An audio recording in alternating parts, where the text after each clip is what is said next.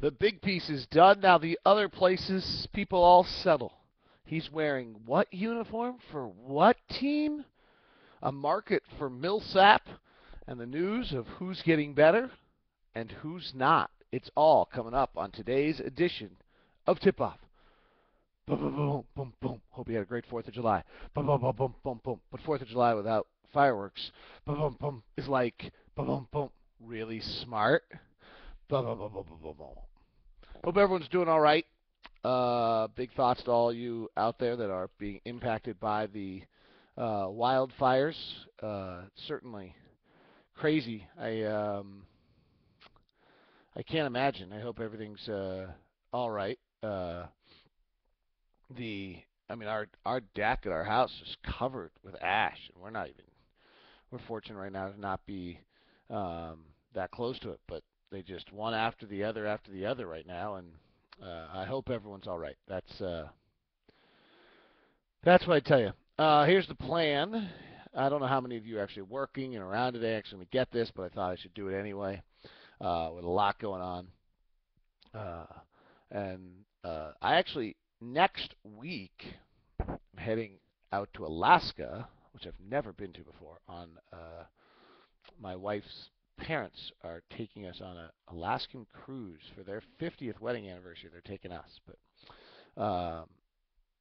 so that'll be cool. If anyone's ever done that actually and knows anything about the ventures kind of off, do you have to go with take the super expensive ones with the Princess Cruise Line, or are you better off booking them yourself? Or does anybody know any of that? Let me know.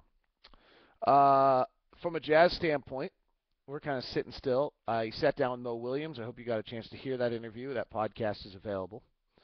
Marvin Williams deal was done after July 1st, and there's a moratorium until the 11th, and so that will be announced then. I did a piece at Locked On Jazz about whether it improves our shooting. I thought it was interesting. So Marvin's not thought of as a great shooter. Last year on spot ups, he hit 37% and 40% from three. And if you looked, last year's so funny because of lockout, so I looked at over the last 2 years. He's 39% and 38%. So he's not great, but most people actually don't hit much higher than that on spot up. Compared to last year with the Jazz, Josh Howard hit 29% on spot ups. C.J. Miles hit 35% on spot ups. Raja Bell hit 36% on spot ups. That's brutal. Mo Williams is a notch better. He's about a 43% spot up shooter, and then 40% from three on spot ups. He's better than Devin, not enormously. Devin was good last year, his best year of his career, at 40% and 39% on spot ups. So it's a step better than it has been, is I think probably the best way to say it. But worth checking that out. I did that over at Locked On Jazz. The big news is obviously Deron stays in New Jersey, which on one level is a surprise, and on the other level it's not that much. I'll go with it's a surprise, but I'd also say I know Deron, talking to him in New Jersey, his family really had grown to love it, and Dallas was going to have to paint a picture to him that was a vastly superior situation to the one that he had in Brooklyn. I'm not sure they did that. And the other one that is interesting to me is that Deron grew up in Dallas, but he hasn't lived there in a long, long time. I mean, his off-season home until this year was in San Diego. I think he's moved to sell that. He spent an entire off-season in Utah. He has not had a place in Denver in probably 5 years. Excuse me, in Dallas in like 5 years. So to some extent, I feel like we just all naturally assumed Dallas, hometown, he's going back there, when I'm not sure that actually lined up. I think it'll be curious to see how that team works with Joe Johnson. They're talking to Ilyasova. It doesn't sound like they're going to get Dwight. I'm not sure Gerald Wallace. I'm not sure I love that New Jersey team. Deron's pretty special, but he better be really special. I'm not sure they're any better than the Horford, Johnson, Josh Smith, Marvin Williams Atlanta team. really, in any sense. So that's the big news. The question, did the Jazz blow it? I don't think so. I don't think Deron was staying here. I just think he would have we would have had a hard time. He was unhappy at the end here. It was still a pretty decent team. You know, Kevin O'Connor points out he only took 3 years on his extension when the team was at its peak.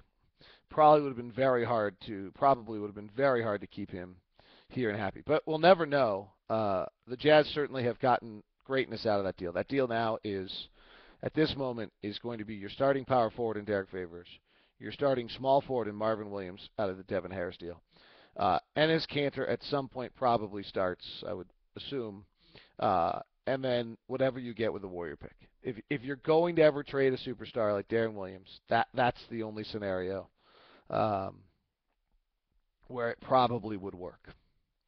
And they have done that. You know, it's interesting what the Jazz have done this year. I don't think Mo Williams, Devin Harris. I think there's some reasons why it's an improvement. Mo's just a bigger personality in a locker room that might need it. I think he might be a little better defensively, though the numbers don't always show it. And he's a better outside shooter. Devin's quicker, but neither of them do a lot to make their teammates better out of the point guard position. Marvin's definitely a step up from Josh and Raja and CJ, but it's not it's not a huge jump. The huge jump is going to come from what Favors does this week in Vegas, what Hayward does this week in Vegas, what steps Burks and Kanter have made. I guess it's next week. I keep thinking yesterday was Sunday. In Orlando. That's where the big improvement is coming for the Jazz. It's not going to be on these deals.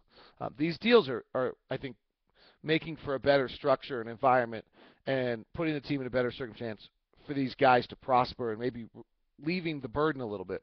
But it's pretty good. Foundation work and making the team. You know, Marvin's better than those guys. Mo might be better than those guys. But those moves by themselves are not going to be what moves the Jazz from 8th to 4th. It's going to be Favors and Hayward's development. A lot of talk.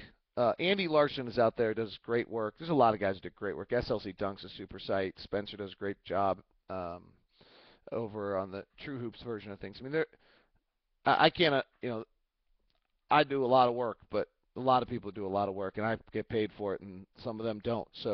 Or don't get, acknowledged as well. They're doing great work, and should be read.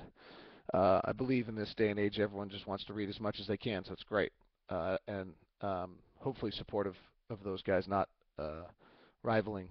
I'm not, despite the way some people approach this, I'm not really into I'm going to terrorize the other side and try to just be this isolated individual who goes off on his own and doesn't talk to anyone else. And I think, we're all doing the best we can and probably should be supportive of each other. Anyway, one thing Andy Larson at SL Dunk has been kind of going on, what's Millsap's market value? I think we're beginning to see some things come out, or at least let's talk about what his agents can do. His agent would start the conversation at David Lee, which is one of the worst contracts in the NBA, but that's his job. So he'll start at the $13 million and dismiss it. The next place he'll go is David West, who's a 2-year, $20 million deal from Indiana last year. The unique thing there was that Indiana paid him extra for only taking 2 years. West is probably an $8 million a year player. They gave him 10 because they only gave him 2 years, because that's kind of what they had at the time. Ilyasova, who's a pretty nice player out of Milwaukee, a different player than Paul, but pretty nice player, and maybe in some ways could be classified as a better player depending on your viewpoint. I'm not sure what I think on that. I'd have to really investigate it. He's 6'10", 235, former second-round pick. He's out of Turkey. He's 25 years old, so he's a little younger. He averaged 13 points and 9 rebounds last year. He can shoot the three, or at least last year shot the three. His career is 36%. Last year was an unreal 46%. He just seems to have gotten a 5-year, $40 million deal. So at 25, the Spencer Haas, who I think you can't comp. You've got to be really careful on this, by the way. Anytime you're dealing with a 7-footer, you're dealing with a completely different ball game and I think you have to be careful with that. But he got 2 years, $13 million. Millsap, is it's a really strong player. He had a bad postseason, obviously, but so did everybody. Paul, I think if you recall, shot about 37% in the postseason. But Paul's 27, and everybody I've talked to, there's some concerns on Paul with his body. A lot of the people I've talked to, is just a hard enough worker. They really believe that he'll be fine. So when you look around the league and you're trying to figure out what that salary conversation is, if you're trying to sign Millsap to an extension, that's where I think the conversation is they'll start with David Lee, whose contract is, now that Joe Johnson's been traded, is probably the most untradeable, worst contract in the league, at 12.5 going to 13, 15. I mean, it's just a bad deal. And then I think you zero in at the David West level, and then you work from there. And the problem is a lot of guys who I think are somewhat comparable to Paul, and Paul might be a little better than these guys, but fine. You look at some other, David West might be a little better than Paul.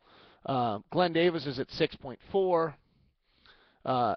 Nick Collison, who I think is fabulous, signed that funky deal and is going to be hard to set a market value at. He's at 2.9. So when they say David Lee, if I was Kevin O'Connor, I would fire back with, okay, well, Nick Collison's at 2.9. Now let's go to work. So I think it's somewhere in that Glenn Davis 6.6 and David West 10 million range. It's probably in Ilyasova about $8 million range. That's probably what your number is on Paul Millsap if you're trying to sign an extension, and if Paul's not willing to sign that number at that extension, then I think you probably have some issues. All right, I need to run here, but let me run through a few things. Nash to the Lakers, just a killer. I mean, I love Nash, and to watch him in the Laker uniform is just beyond anything I can imagine. He does make them a lot better. I don't know if he makes them. I don't know if he makes them. He makes them pretty good. Offensively, they're going to be amazing, and the question is whether they get down defensively. People are asking about the luxury tax, and wasn't this supposed to stop this kind of stuff? Well, you know what? It doesn't kick into a year from now, and a year from now, the Lakers have a real problem, and I don't think they'll go. I don't think they'll go for a long period of time with this. I did the math last night. The way it works is for your first $5 million next year, you get $1.50, so that's 7.5 extra. Your second one comes out to 8.75 extra. Well, then if you're $10 to $15 million off the cap, it's an extra 12.5. The way I looked at it, Pau Gasol costs them about $50 million next year. $19 million salary, plus he puts them so far over the tax that they end up paying the tax. I mean, I think it's, you gotta keep an eye on that. And so that's where the new collective bargaining agreement does have an impact. The Rockets are playing this game right now with both the Knicks and the Bulls, backloading contracts into when the punitive tax comes. This is why the Jazz have cap room. The Lakers right now kind of love where they stand and I think are in goo goo gaga land because they got Steve Nash, but then let's see what happens when they suddenly realize what the taxes are that's coming, and that's where the Jazz have all this money available next year. In theory, the Lakers could make a run of a title this year and then decide next year that they don't want to pay that tax. The Jazz could just trade with cap room for Gasol, and they just bring back Gasol a year later, but that kind of deal, that's where the Jazz having this kind of money isn't necessarily always going to be for free agents. It could be for teams trying to dump, and if you have that kind of money, you're in pretty good shape for that. Jeremy Lin's been offered a deal with the Rockets. It's an interesting because they had Jeremy Lin in camp. They know who he is. He's obviously a great character. They're letting him he hasn't signed it yet, so we'll see what happens. Eric Gordon got a huge offer sheet max contract from Phoenix. Free agency is a beautiful thing. He plays like 5 games, gets a max contract, and it sounds like New Orleans is going to match it. New Orleans gets pretty good with Austin Rivers, Eric Gordon, and Anthony Davis. They may not have a real star. They're pretty good. Dallas, things are not going well. They are going to re-sign Jason Kidd, but they lost Jason Terry, so I'm not sure where they are heading. The Clippers are on the verge of signing Jamal Crawford. That will not make them better. And the other one I on that. Like they signed Nick Young last year. Everyone got all. He won't help them. Crawford won't help them either. So don't worry about that. The West is interesting. The Thunder are in an elite position. The Lakers just made a move to get a good deal better. San Antonio is, I think, still going to be able to make a run at them. But they're at some point aging in this process. But I think they have still another run in them. And then the Clippers, pretty strong. We'll see what happens. And then the next group of teams, some of them, Dallas is not heading in the right direction. And we'll see whether Portland is making some moves, but I don't think they're ready to get that much better yet. And if our young guys are able to get better, we can move into 6, into 5, and maybe even into 4 if the right things break. All right, that's tip-off today. Have a good one. I'll keep you up to date on everything. Bye.